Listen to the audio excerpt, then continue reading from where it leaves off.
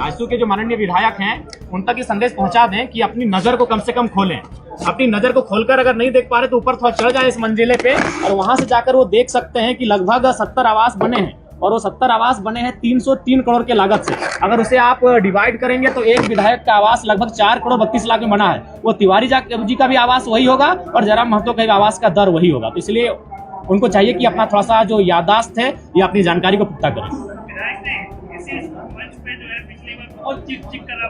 जी जयराम महतो जो बोलता वही करता है जी। आखिर जयराम महतो सरकारी सुख सुविधा जो बोले टीए नहीं लेंगे, आवास नहीं लेंगे, आप तो मानते वही कर रहे हैं। नहीं सिराज जी, आप अगर पूरी तरह से सुने होंगे तो वो यहाँ कहने से पहले उस विषय को मैंने सदन में कहा था और सदन में क्यों कहा था इस विषय को आपको जानना चाहिए। वीडियो को फिर से उठाइए।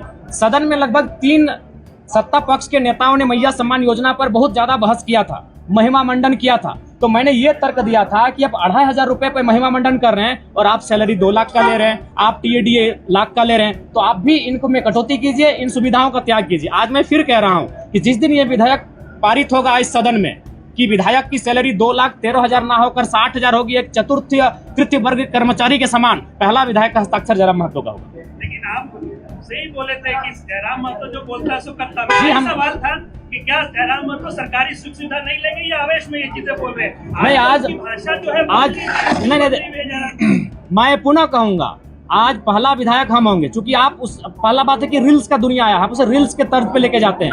मैं आज पुनः कहूंगा जिस दिन ये विधेयक पारित होगा, जिस दिन ये त्याग होगा, पहला विधायक हम होंगे। मेरा तर्क सुन लीजिए।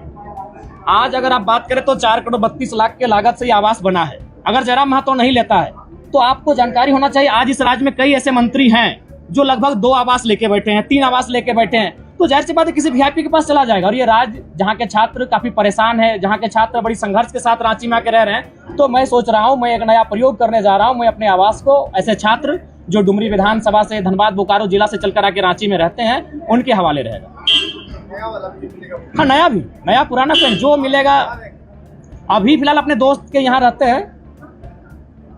जयराम जी, और वैसे कौन से मुद्दे हैं जिनको लेकर बाद में आपका जो विधायक बनने की आपके बनने के बाद जो है बदल गई है? गाड़ी को लेकर भी सवाल, गाड़ी तो कई विधायक लिया है, लेकिन आपने ये कहा था कि हम विधायक बने दोस्त की गाड़ी से चलेंगे और उसमें लिखा रहेगा कि ये गाड़ी विधायक जी को दोस्त जी। लेकिन मैंने पहले ही कहा है कि मैं अपने सिद्धांतों से, अगर आवाम को नुकसान ना हो, एक बहुत बड़ी आबादी को कोई नुकसान ना हो, तो मैं अपने सिद्धांतों के साथ रहूंगा। जैसे अभी मैं चप्पल पहन के नहीं आता हूँ, मेरे इस वचन से मेरी आवाम को कोई नुकसान नहीं है, जयराम महतो को भी व्यक्तिगत नुकसान नहीं है, लेकिन मेरे गाड़ी वाले मसले से मेरी आवाम को भी नुकसान था। नुकसान कैसा था? मान के चलिए प्रत्येक दिन हम लोग 3,000-4,000 रुपए का पेट्रोल भरते हैं। अभी ड्राइवर हमारे पास आएगा, 2 ड्राइवर मैनेज होंगे, यानी 2 बेरोजगार युवा रोजगार से जुड़ेंगे और वो तभी होगा जब वो गाड़ी का रजिस्ट्रेशन आपके नाम से होगा। अभी सपोज दैट अगर मेरे बाबा जनता दरबार अभी झारखंड में ओपन कोई लगाता है तो जयराम महतो लगाता है। आप प्रशंसा करें, हमारी बुराई करें, खिंचाई करें, अलग बात है, लेकिन जो चैलेंजिंग विषय है, मिट्टी में बैठ के कोई जनता, और उस समय बहुत सारी समस्या ऐसी आती है कि बाबू हमको 500 रुपए की मदद कर दीजिए, बाबू हमको हॉस्पिटल का मामला है, हमको दवाई घट गया है, तो अपनी हैसियत के अनुसार हम उसे उनका मदद करने का प्रयास करते हैं। तो अगर मान के चलिए सरकार से हमें 3 से 5 रुपए का टीए आएगा और उसे अगर हम अपने उपयोग में लाएंगे तो हम फिलहाल जो पैसा तेल में खर्च कर रहे हैं वो मेरे पास बचेगा, और जो लोग मेरे जनता दरबार में इन छोटी छोटी समस्याओं को लेकर आ रहे हैं उनका समाधान हो पाने में हम सक्षम हो पाएंगे।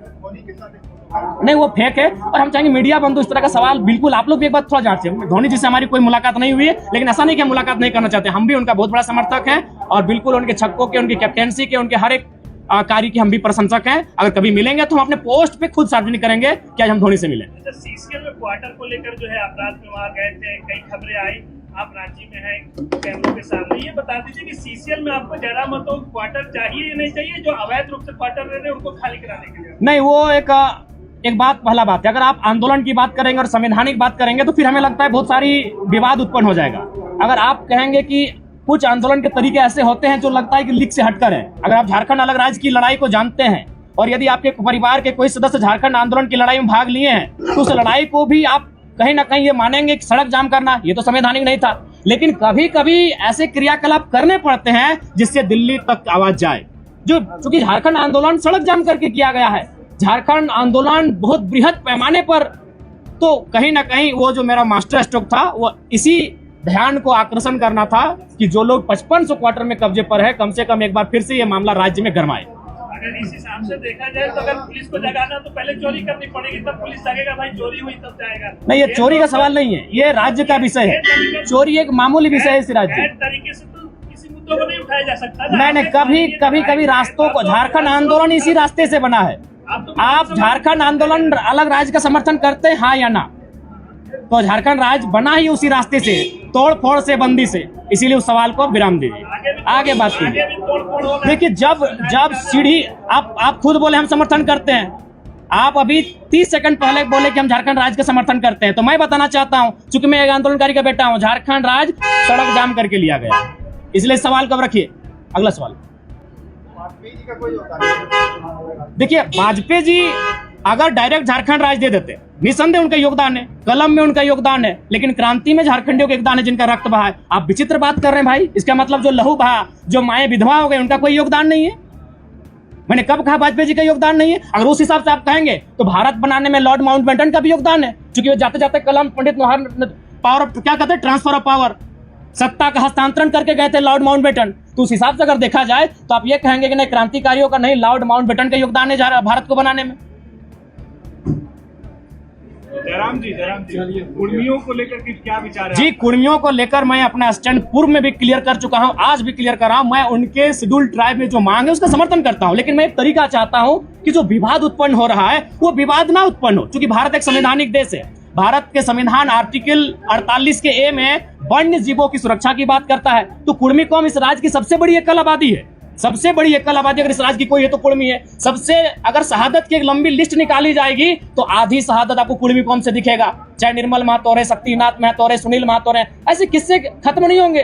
तो वो कौम जिसने इस राज्य को बनाने के लिए अपना लहू तक बहाया है, वो कौम जिसकी जमीनों पे टाटा है। अरे भाई, आज आपके कोई ना कोई रिलेटिव टाटा में जॉब करते हैं, तो जानिए वो जमीन कुर्मियों की है, चाहे टाटा घाटो रहे, टाटा जमाडवार है या टाटा सिजवार है। आप नहीं करते, आपके मौसा करते हैं, मामा करते हैं, फूफा करते हैं, वो जॉब कुर्मियों की जमीन पर है। अगर आप टाटा में करते हैं, क्योंकि टाटा की 95% जमीनें जहां खनन का कार्य होती है वो कुर्मियों की है, चाहे टाटा घाटो रामगढ़ रहे या टाटा जमाडवा धनबाद रहे या टाटा सिजवा धनबाद रहे। तो इसलिए भैया उस कौम ने जमीनों को भी दिया है, जानों को भी दिया है, और आज अगर वो संरक्षण मांग रही है तो उसमें किसी को आपत्ति नहीं होनी चाहिए। हाँ, मैं रास्ता चाहता हूं कि जब राज्य सरकार अनुशंसा करे केंद्र को कुर्मियों को एसटी में शामिल करने का, और जब केंद्र से वो लिस्ट वापस आए तो राज्य एक काम करे, जो लोग पूर्व में शेड्यूल में है उनको वहां रहने दिया जाए, और इनके लिए एक नया column, farming tribe, agriculture tribe, एक नया ट्राइब का कॉलम लेकर आए और इनको संरक्षण दिया जाए। ये लड़ाई आरक्षण की नहीं है, ये लड़ाई संरक्षण की। इसी सरकार में मंत्री है जनरल लेना, वो बोल रहे हैं कि आप लोग जो आदिवासियों के हक में सिद्धमारी करने के लिए जो है एसटी में शामिल होना। नहीं, इसमें हक में उनको बोलिए इतिहास को पढ़े, अपने इतिहास को पुख्ता करें।